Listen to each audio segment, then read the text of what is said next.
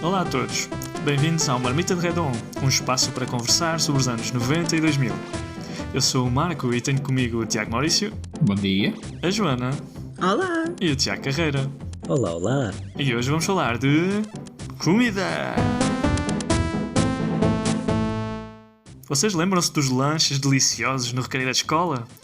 Daquelas sandes de queijo que ficavam esquecidas bem lá no fundo da mochila e depois enchiam assim a todos os vossos livros de queijo derretido naqueles dias de verão escaldantes. E invariavelmente apareciam livros da escola com cheiro a chulé em casa. E a antecipação de abrir um Kinder Surpresa e esquecer até de comer o chocolate só para brincar que vinha lá dentro o mais rápido possível. Maurício, tens alguma lembrança destes tempos? Lembro-me de algumas vezes estar tão entretido com o brinquedo e esquecer-me completamente do chocolate e passado se calhar 1 ou 2 horas olhar e ver, olha, está ali o chocolate e ficar outra vez feliz porque pronto, tinha chocolate para comer, ainda assim era um Kinder que era muito bom. Mas conta-me uma coisa, Marco, tu comias essas sandes que ficavam no fundo da mala durante o dia todo a aquecer e a cheirar a chulé? Sim, tinha dores de barriga gigantes, mas o Santos marchava na mesma. Eu estava cheio de fome. E eu queria lá saber dos livros. Os livros, outro dia eu tratava deles. O importante era tratar da fome. E depois sim, tirar os bocados de queijo dos livros. Durante as aulas, não é? Que é tempo bem passado das aulas estar a tirar restos de queijo dos livros de estudo do meio e de português. Era um bom estudo do meio, não é? Assim, as experiências científicas com o queijo. Já estava no fundo um cientista a estudar o ponto de fusão do queijo. Qual é que era o material do qual era mais fácil de tirar queijo derretido, se era da capa do livro ou das folhas do meio. Vocês, enquanto bons rapazes, acontecia-vos aquela frustração de pacotes de leite com chocolate rebentados no fundo da mochila? Epá, sim, aconteceu algumas vezes, porque pronto, a tendência era sempre mandar a mochila, não é? Exatamente. De repente, quando a mochila já ia a meio do voo, tu lembravas, porra, era ali o pacote. E depois, plof. Não, é que o que eu me lembro era precisamente muitos dos meus colegas da escola, quando saíam a correr da sala de aula, o lançamento da mochila contra qualquer parede ou poste para irem jogar à bola e depois, eventualmente, às vezes, quando estávamos a voltar às aulas, ver o fundo da mochila castanha pingar e pensar assim, oh no, it happened again. e pensar que depois iríamos ter aulas com aquela criatura e que ia ficar aquele cheiro a leite podre por culpa daquelas almas que só pensavam em futebol. Portanto, a minha frustração não era que a minha mala ficasse suja, era que a minha sala de aula cheirasse a leite podre, por culpa vossa, rapazes. mas houve alturas em que foi o mais... Não foi tanto ao contrário, mas foi por culpa dos rapazes e da sua impaciência que depois conseguiam partir fresco perfume das raparigas, naquela altura em que elas já começavam a usar perfumes e coisas do género, então empestavam a sala toda com aquele cheiro nauseabundo de perfume intenso, que era só mau e horrível. Mas tu preferias então o cheiro a chulé, aquele cheiro do queijo derretido no fundo da mochila, ou preferias o cheiro do perfume? Epá, isso sempre dava fome, não é? O cheiro do queijo sempre dava fome. Agora o cheiro do perfume era só mesmo enjoativo. Mas realmente essa saga de coisas esmagadas na mochila faz-me lembrar também com queijo os queijos da vaca que ri. Não sei se vocês chegaram a levar isso para a escola ou para algum passeio, porque eu acho que depois essas coisas ou aconteciam no dia-a-dia da escola ou naqueles dias em que nós íamos para um passeio, queríamos ir sempre bem arranjados, com uma comida boa para levar, aqueles croquetes da avó, e acontecia sempre quando abrias a lancheira estar alguma coisa esmagada. Pá, não sei. Sim, é verdade. Mas acho que a maior frustração ainda assim, especialmente nos passeios, é quando tu levavas um pacote de Ruffles ou coisas do género e pensavas, epá, isto vai ser muito fixe. E tu abrias o pacote e estavam todas destruídas e era só migalhas de Ruffles lá dentro. Isso é verdade. Sabes para aquele ritual, não é? De levar o pacote à boca, não é? Assim aberto, pacote inteiro, e depois ficas com migalhas nos olhos, não é? Que desciam batata frita pelo olho adentro para aproveitar a última migalha. E a vocês não vos acontecia serem daquelas pessoas que quando tinham as vossas mãozinhas numas Ruffles diziam a todos os vossos colegas que tinham levado Ruffles para o almoço e depois no final era essa desilusão. Que depois toda a gente dizia, ia pá, o Maurício trouxe Ruffles, e depois no final era só pó de Eu Ruffles. normalmente não dizia a ninguém porque eu queria ficar com elas por mim. Então, Até porque os pacotes de batatas fritas tinham aquele problema que ninguém gostava, que o pacote só tinha metade com batatas fritas. Exato. Então aquele pacote que parecia enorme, que tinha montes de batatas, afinal estava só metade cheio. Atenção, em defesa das marcas de todas as batatas fritas, isso era feito de propósito para que as batatas não estivessem todas aconchegadas para não se partirem e tanto. claro que depois quando apareceram as Pringles foram feito todo um momento wow. Pringles, eu adorava Pringles, mas sei de alguém aqui neste grupo que tem uma história com latas de Pringles. Marco, queres dizer alguma coisa sobre isso? Tá bom. Eu vou partilhar o truque que eu aprendi, já foi durante o tempo da universidade, mas acho que encaixa bem aqui. Então, eu levava para a universidade, para as salas de estudo, onde havia montes de amigos, pacotes de bolachas Maria. E chegou a uma altura que eu ficava sempre sem bolachas, eu ficava sem lanche, porque as pessoas iam chegando, iam passando, iam tirando bolachas e chegava ao ponto que eu não tinha mais bolachas.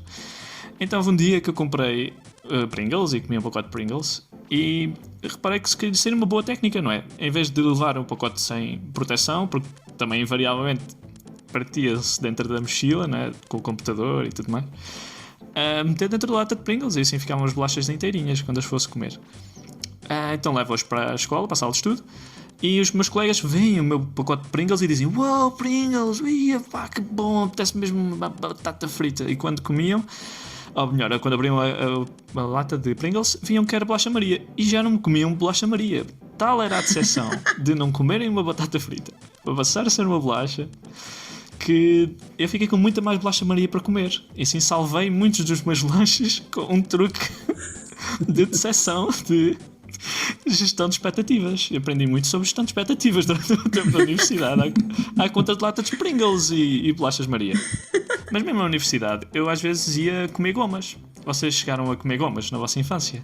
Eu acho que na verdade, pegando nas pessoas que roubavam comida, era o trauma das gomas. Tu não podias aparecer com gomas em lado nenhum, que toda a gente se chegava quais corvos à procura Verdade. de Que eu comer. tinha que manter aquilo muito bem escondido. Olhem, eu tenho que vos dizer que ao pé da minha escola havia uma daquelas mercearias típicas de bairro. E, portanto, na mercearia havia uma zona de gomas pela proximidade da escola. E eu, pessoalmente, não tinha muita possibilidade de comprar gomas, mas havia aquela fase em que toda a gente comprava melões. Lembram-se? Aquela, não era uma goma, mas era uma espécie de uma pastilha. Pastilha elástica. sim. E eu lembro-me que às vezes pedia a uma colega: olha, compra um melão para mim, aquilo era tipo 10 cêntimos ou qualquer coisa do género, e depois aqueles que eram uma fita vermelha com açúcar por cima, muito comprida, Sim. que também eu acho que foi assim uma moda, que era ver toda a gente a brincar e a fazer quase esparguete, a ir comendo. Então essas são assim as gomas que eu me lembro mais, mas acho que para mim as minhas gomas que eu achava incrível era os ursinhos, os gummy bears. Então acho que esse é o meu ranking, não sei qual é que é o vosso, mas este é o meu ranking. Eu lembro-me muito daquelas que eram assim uns tubinhos com duas cores, tinha uma cena no meio, tipo uma goma no meio e depois uma casca colorida. Essas foram as demais assim, mais famosas também. Eu acho que as que eu gostava mais eram os tijolos.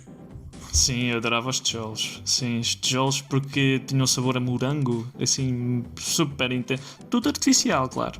Claro. Mas muito intenso e cheio de açúcar. Eu também gostava muito de uns que pintavam a língua, que eram também uma espécie de tirazinha enrolada, com muito açúcar em pó em cima, e eram, enfim, também era tão amargo e ao mesmo tempo doce, criava ali uma sensação muito esquisita na língua, e esses eu me lembro mais. Eu adorava aquilo. Eram línguas da sogra? Não, língua da sogra é outra coisa. Era um nome assim criativo, claro. Mas por falar em línguas da sogra, vocês de certeza é que se lembram de uma coisa que eu associo muito às línguas da sogra, não sei porquê, que são línguas de gato. Sim. Isso também era uma coisa que não podias lá para a escola, porque aquilo também era...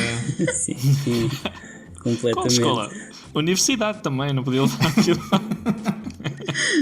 Essa eu acho que até hoje não podes levar para lado nenhum. Verdade. Então, e falar em línguas, vocês também gostavam das petazetas?